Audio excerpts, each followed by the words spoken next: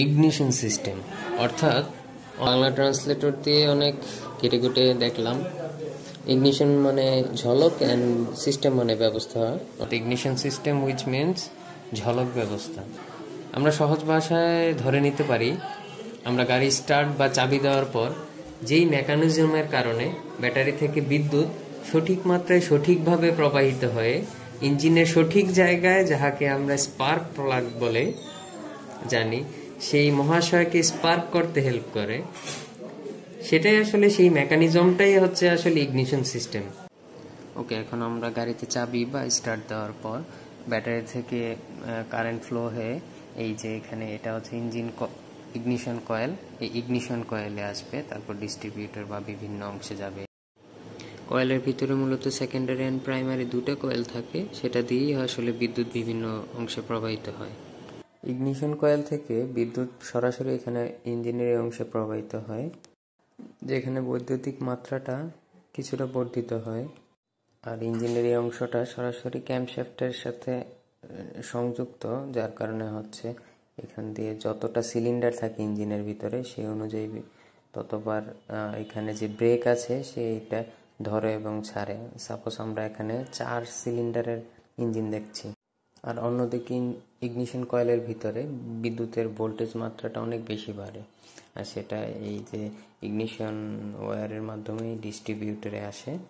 Are suppose battery থেকে আসা 12 volt এই ইগনিশন কয়েলের ভিতরে 22,000 ভোল্টে রূপান্তরিত হয়, যেটা সেকেন্ডারি ওয়্যার হয়ে ডিস্ট্রিবিউটরে প্রবাহিত হয়। আর ডিস্ট্রিবিউটর সেটাকে বিভিন্ন স্পার্ক প্লাগের মধ্যে ফ্লো করে দেয় আর কি। অর্থাৎ 4 সিলিন্ডারের ইঞ্জিনে 4টা স্পার্ক প্লাগে স্পার্ক করার জন্য ভোল্টেজ সরবরাহ করে। এর থেকে 4 ভাগ হয়ে 4টা সিলিন্ডারে ইঞ্জিনের এখানে ভিতরে আছে হচ্ছে স্পার্ক প্লাগ। এই স্পার্ক প্লাগের ভিতরে যে স্পার্ক করা হয় আর কি। এটা তো ভালো দেখা যাচ্ছে না। এখানে ডিস্ট্রিবিউটর বা সেই 22,000 ভোল্টেজকে এই যে ইগনিশন ওয়্যারের মাধ্যমে স্পার্ক প্লাগে সরবরাহ করতেছে আর কি, মানে সমানতালে ডিস্ট্রিবিউট করতেছে। এই যে দেখুন, এটাই হচ্ছে সেই সিলিন্ডারের ভিতরে স্পার্ক প্লাগ দেখা যাচ্ছে। এটাই সেই স্পার্ক প্লাগ যেটার মধ্যে হচ্ছে স্পার্ক হয় ইঞ্জিনের ভিতরে, আর যার থেকেই তাপ শক্তিটা যান্ত্রিক শক্তিতে রূপান্তরিত হয়, অর্থাৎ ইনসুলেটর হয়ে এই যে সেন্ট্রাল ইলেকট্রোড হয়ে গ্রাউন্ড ইলেকট্রোডের মধ্যে স্পার্ক ঘটায় আর কি, হাই ভোল্টেজটা।